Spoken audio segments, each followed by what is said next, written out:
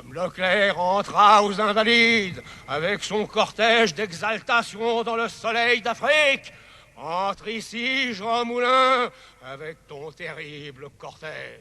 Cette voix, c'est celle de Malraux, qui en 64 fait entrer Jean Moulin au Panthéon, inscrivant la résistance dans la pierre de la République. Depuis, le mythe des Français résistants, prêts à prendre le maquis à la moindre menace, est enseigné à l'école, et beaucoup de mouvements contestataires s'en réclament. C'est notamment une rhétorique qui a fait florès face aux annonces gouvernementales, ou, plus en aval, dans les discours des Gilets jaunes. C'est également un terme qu'on trouve fréquemment sous la plume des mouvements de droite autoproclamés patriotes. Face à cette rhétorique devenue omniprésente dans le discours politique, il me semble qu'il est aujourd'hui important d'interroger la notion de résistance et les raisons du révisionnisme d'État qui vont avec. Lorsqu'on parle de mythe résistant, le terme mythe n'est pas à prendre à la légère. La France a résisté, c'est vrai.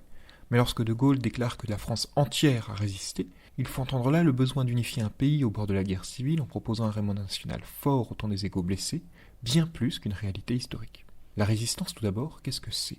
Dans un premier temps, il faut distinguer les Français qui ont répondu à l'appel du 10 juin et qui ont rejoint le général de Gaulle à Londres, dite résistance extérieure ou force française libre, et la résistance intérieure qui agissait en gros opuscules décentralisés.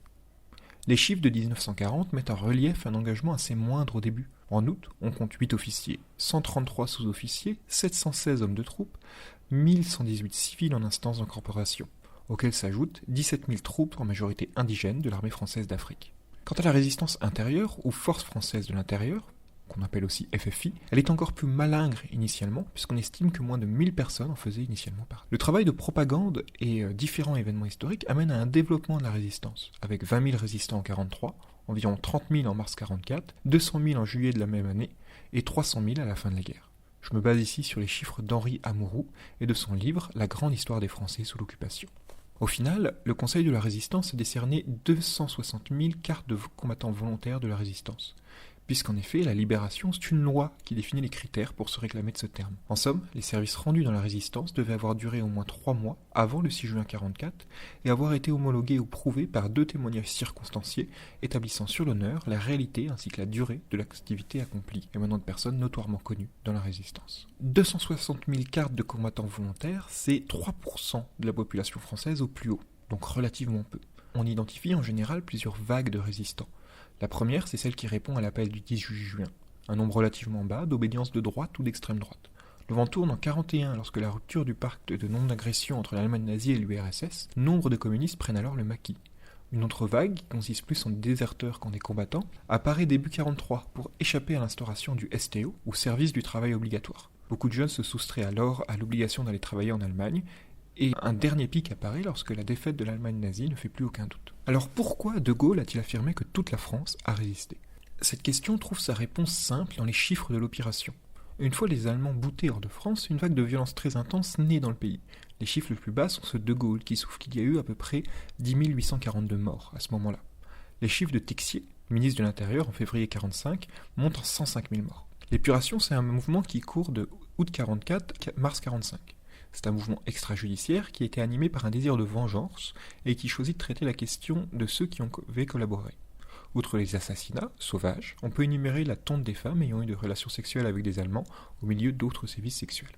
L'épuration est un sujet compliqué, qui mobilise encore les passions et qui est agité comme une légende noire par une frange de l'extrême droite collaborationniste pour dénoncer une barbarie immonde. Retenons les chiffres du comité d'histoire de la Seconde Guerre mondiale qui plafonne ces exactions à 10 ou 11 000 morts, que ce soit les exécutions sommaires ou les procès donnés ensuite par la Haute Cour de justice. Ce contexte permet de mettre en perspective un pays à feu et à sang qui a besoin de redorer sa fierté.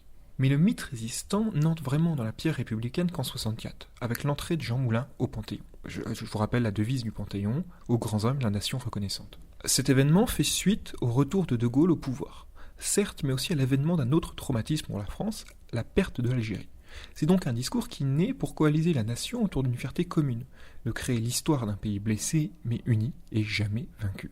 Ce qui s'inscrit dans la longue tradition française de ne pas assumer ses responsabilités historiques, et nous y reviendrons dans un autre épisode. Une fois cette clarification historique établie, c'est la notion de résistance en tant que telle que j'aimerais interroger. C'est en effet un signifiant vide qui est particulièrement mobilisé dans les discours politiques, en particulier ceux d'opposition, dont le bagage idéologique est pauvre. C'est en soi une valeur vague à laquelle il est facile de s'identifier. Ici, je pense qu'il manque une définition précise et sérieuse du terme pour en faire un référentiel politique viable. L'une des notions les plus attachées à la résistance, c'est la clandestinité, que ce soit pour commettre des opérations militaires civiles ou des attentats, selon le point de vue de l'ennemi, ou pour faire un journalisme d'opposition, à l'instar du journal Combat ou de la maison d'édition Minuit. Notons l'importance du mot « action » dans cette définition. C'est une démarche active qui prescrit un travail de sape effective. Cette action est opposée à un pouvoir politique jugé inique qu'il faut combattre par tous les moyens. Et il y a donc des conséquences à ces actions, que ce soit des assassinats de la part de l'ennemi en question, des emprisonnements. C'est pas une action gratuite. Ce terme, il déchaîne les passions. Et c'est le sujet aujourd'hui d'un grand nombre de fictions qui, en particulier, associent à l'idée de rébellion. On pourra penser à Star Wars, à Harry Potter. C'est un terme fédérateur qui est à prendre avec des pincettes. L'idée qu'il charrie, c'est celle d'un absolu moral qui oppose deux visions dans une fausse dichotomie manichéenne. C'est l'eau des pensées politiques vides que de mobiliser des troupes par ce terme. Le politologue Frédéric Ancel dénonçait le discours de Daesh qui s'appuyait sur ce qu'il appelait un romantisme révolutionnaire associé à la notion de résistance. C'est-à-dire ce sentiment de révolte universelle qui, s'il n'est pas affûté, peut facilement être agité comme une promesse vide de changer le monde. En somme, ce mot, cette idée, c'est ce qui est mobilisé lorsqu'un pouvoir semble se détacher d'une partie des valeurs de la population. Le schisme consommé est alors irréconciliable et seule l'action franche peut résoudre la scission. On trouve aussi ce mot dans les discours d'extrême droite, qui ne se définissent dès lors que comme un parti d'opposition, capitalisant sur un sentiment d'ostracisme sociétal croissant, sans prendre le risque de proposer un projet de société. Ce qui signifie que ce terme a opposé un glissement sémantique. Le résistant est historiquement un personnage rare, 3,2% de la population, qui sacrifie tout pour s'opposer à la barbarie, mais aussi pour proposer un projet de société dont les conséquences en France sont des avancées sociales sans précédent à la libération. La mobilisation de ce terme à moindre frais a donc une double conséquence. Tout d'abord, elle minimise le courage qu'il fallait pour s'opposer à la barbarie nazie et à sa violence. Ensuite, elle prétend qu'une action de résistance est un acte simple et inconséquent. En l'état, ceux qui se proclament résistants aujourd'hui se contentent de noyer leurs réseaux sociaux de messages à caractère politique et se laissent utiliser comme les idiots utiles dans le confort de leur canapé. On dirait des enfants qui jouent à la guerre sans comprendre de quoi ils parlent. Alors pour redonner un peu de sens à ce mot pulvérisé par les luttes infantiles et savamment dépecé de toute sa décence par les discours opportunistes et réactionnaires, je voulais vous laisser avec la poésie d'une résistante, celle de Marianne Cohn, qui rappellera à ceux qui se proclament résistants du fond de leur canapé ce que ça veut dire de prendre le maquis. Je trahirai demain, pas aujourd'hui. Aujourd'hui, arrachez-moi les ongles, je ne trahirai pas. Vous ne savez pas le bout de mon courage, moi je sais. Vous êtes 5 mains dures avec des bagues, vous avez au pied des chaussures avec des clous. Je trahirai demain, pas aujourd'hui. Demain, il me faut toute la nuit pour me résoudre. Il ne me faut pas moins d'une nuit pour renier, pour abjurer, pour trahir. Pour renier mes amis, pour abjurer le pain et le vin, pour trahir la vie, pour mourir. Je trahirai demain, pas aujourd'hui. La lime est sous le carreau. La lime n'est pas pour le barreau. La lime n'est pas pour le bourreau. La lime est pour mon poignet. Aujourd'hui, je n'ai rien à dire. Je trahirai demain.